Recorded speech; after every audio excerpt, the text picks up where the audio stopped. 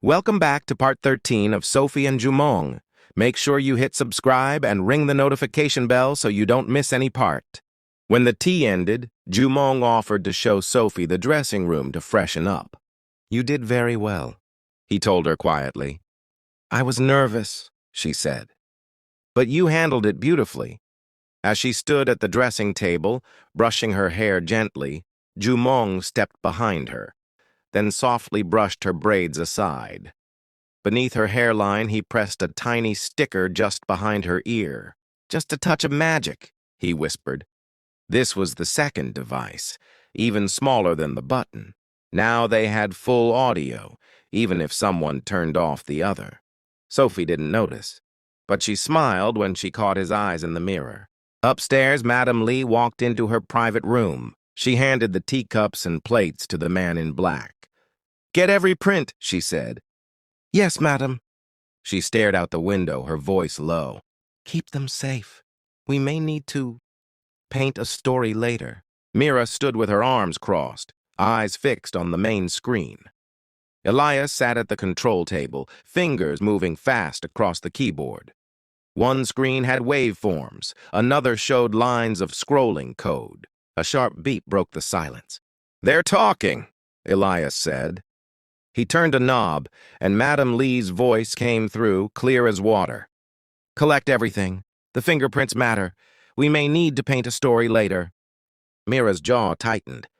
"She's not just making tea," she said. "She's building a case." "Or a trap," Elias replied. Mira's fingers flew over the tablet in her hand. Her eyes flicked across the data stream from the dress button Sophie wore. Sound, motion, even tiny vibrations. She tapped the signal. "There's another voice." "Here." She zoomed in. A man's voice, deep and slow, whispered under his breath. "Be calm. Take her fingerprints. We'll use them when the time is right." "Who is that?" Elias asked, leaning in. Mira narrowed her eyes. "Not a house staff, not family." She typed fast, pulling the voice sample and running it through a private recognition system. After 10 seconds, the screen flashed. "Match found. Identity unknown. Codename Silverpath." Elias looked up. "That's one of the code names from the old files. Someone they used in Black Intel during their days in the field." Mira exhaled sharply. "She's pulling in old ghosts." Elias clicked on another screen, pulling up a secure line. "Call Jumong," Mira ordered. "He needs to know before they leave the mansion." Elias connected the call. On a hidden camera inside Jumong's car, the two could see him quietly fastening Sophie's seatbelt, preparing to leave. "Jumong," Mira's voice came over the car speaker. "They weren't just testing Sophie. They were recording fingerprints. The man giving orders to your mother. He's from her old network." Jumong's face went still. "Did you catch his code?" "Silverpath," Elias said. Jumong shook his head slowly. "That means this goes deeper than family." "There's more," Mira added, typing as she spoke. "They've already cleaned the prints. They're probably building a backup ID, a story to plant." Jumong leaned back in his seat. "She's preparing to erase Sophie, if she has to." Elias's voice turned quiet.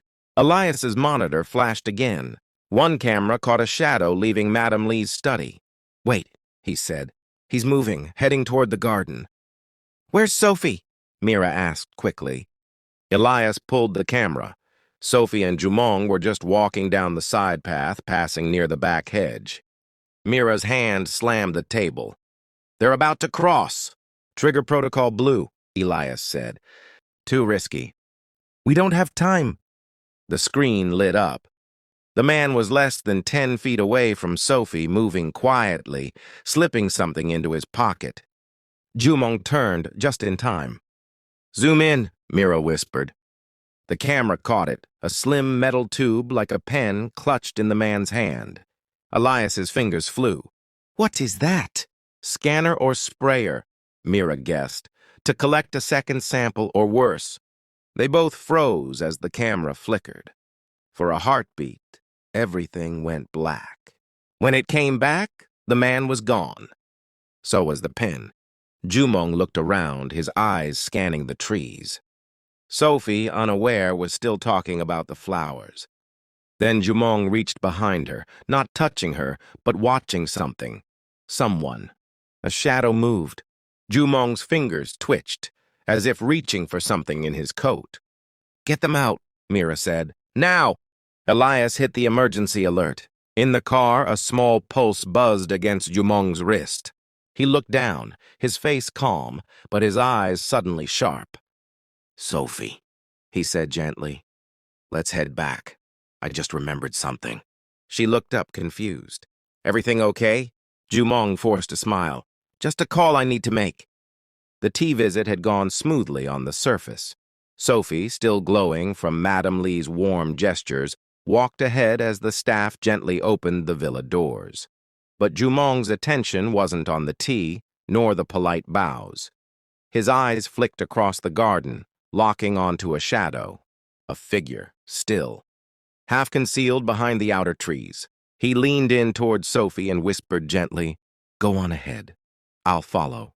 Sophie turned to glance at him, sensing something, but he gave a small nod, reassuring yet alert. As she stepped into the waiting car, Jumong pulled out his phone, pretending to answer a call. He paced toward the edge of the path, stopping just short of the exit, his voice calm but deliberate. "Yes, yes.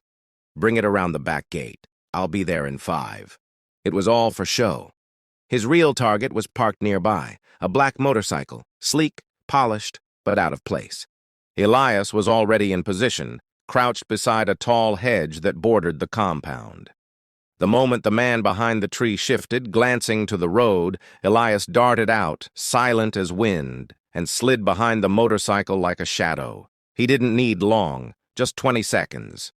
In that time, he planted a signal transmitter and a small pulse-trigger explosive under the chassis, right above the fuel line, enough to destroy the vehicle, but not harm others nearby. Meanwhile, Mira, in the surveillance room, tracked both of their feeds. Her fingers danced across the console, her voice coming through Jumong's earpiece. "Target marked. Signal is active. If he rides, we'll trace every turn. Go now." Jumong ended the fake call and casually stepped back toward the car. The man by the trees didn't notice, or so they thought. A minute later, the mysterious man, dressed in gray with dark shades, emerged from behind the tree, scanned the path, and made his way to the motorcycle. He didn't remove his helmet when he got on. He revved once, then disappeared down the winding hill road. "Eyes on him," Mira confirmed. "He's heading northeast. Looks like, yes, old facility zone near the river docks." 10 minutes passed, then 15. Inside Mira's control room, the screen lit up with a blinking red signal. "He stopped," Mira announced. "He's off the bike, probably unlocking something."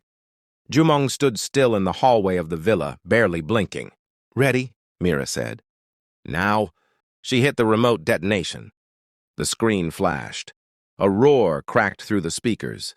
On screen, flames engulfed the motorcycle, throwing smoke into the sky near an old chain-link gate. The man had stepped just far enough away to survive, but the evidence, tracking systems, and more, was gone in a single burn. Elias, stationed in a secondary vehicle, watched the man scream and shout as he tried to reach someone on his phone. Mira jammed the signal before the call connected. The city lights flickered like shy stars as Jumong's car cruised gently through the quiet streets. Sophie leaned back in the passenger seat, her dress soft against the leather, her eyes glowing from the evening's emotions. They had just left his parents' home. Jumong broke the silence with a low chuckle. "We forgot to eat. Can you believe that?"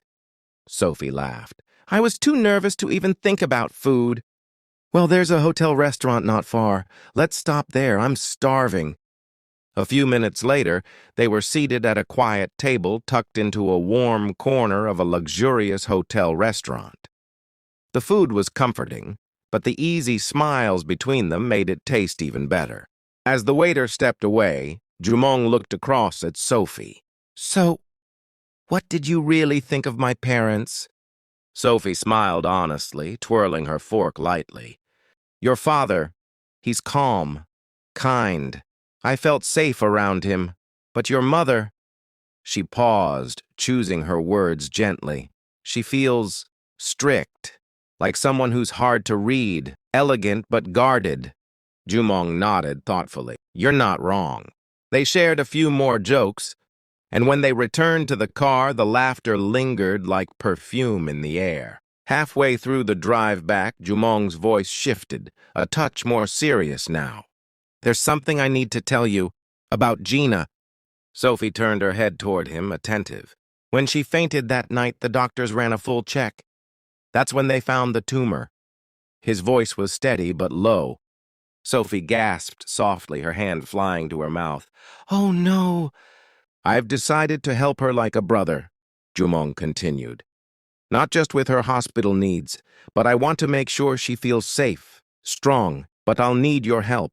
Anything, Sophie said immediately. Because of who I am, people might try to reach you through her. Use her illness to manipulate things. I need to bug her phone, not to spy, but to protect. If anything strange happens, we'll know. Will you help me? Sophie nodded, serious now. Yes. What about her medicine? I'll stay informed. Her doctors will update me. But you'll need to be strong too, Sophie. There might be things she doesn't know yet. Sophie reached across the seat, resting her hand over his. You're doing something amazing for her. That means everything. Her touch was gentle, her eyes glistening with gratitude. Then she smiled, a soft, genuine smile that made Jumong's heart lift. He reached for a small device in the glove box. Tonight, while she sleeps or steps out of the room, place this behind her battery. That's all. Sophie took it with care. I'll do it. He added, soon, I'd like her parents to move into that villa. Eventually, I want to give it to them. Sophie blinked in awe, her hand rising slowly to her heart. She leaned in and hugged him tightly. You have the warmest heart, she whispered.